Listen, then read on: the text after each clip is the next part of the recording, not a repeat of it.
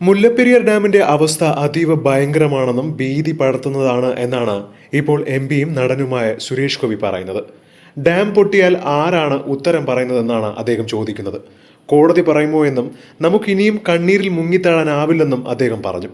ഹൃദയത്തിൽ ഇടിമുഴക്കം പോലെയാണ് മുല്ലപ്പെരിയാറിന്റെ അവസ്ഥ ഇപ്പോൾ നിൽക്കുന്നത്. മുല്ലപ്പെരിയാർ ഡാം പൊട്ടിയാൽ കോടതി ഉത്തരം പറയുമോ?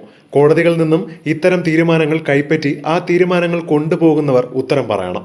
എന്താണ് ഇതിന്റെ അനന്തരഫലമെന്ന് അവർ ഉത്തരം പറഞ്ഞേ മതിയാവും. അതേസമയം മുല്ലപ്പെരിയാർ അണക്കെട്ടിന് ബലക്ഷയമുണ്ടെന്ന കേരളത്തിന്റെ വെളിപ്പെടുത്തൽ കെട്ടുകഥയാണെന്ന തമിഴ്നാടിന്റെ വാദം പൊളിയുകയാണെന്നാണ് അടുത്തിടെ റിപ്പോർട്ടുകൾ വന്നിരുന്നത്.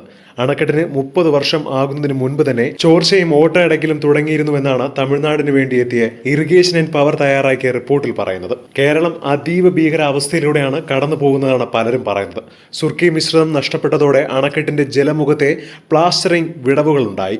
ഇതുവഴി ഡാമിന്റെ ഭിത്തിക്കുള്ളിലേക്ക് വെള്ളം തള്ളിക്കയറിയെന്നും പറയുന്നു. അണക്കെട്ടിന്റെ മുകളിൽ വീഴുന്ന വെള്ളമാവട്ടെ ഭിത്തിക്കുള്ളിലേക്ക് ഇറങ്ങാൻ സാധ്യതയുണ്ടെന്നും റിപ്പോർട്ടുകൾ പറയുകയാണ്. ഇനിയും ഇതിനൊരു തീരുമാനമെടുത്തില്ലെങ്കിൽ കേരളത്തിലെ 50 ലക്ഷത്തിന് മുകളിൽ ആളുകൾ ചിലപ്പോൾ മരണപ്പെട്ടേക്കാം.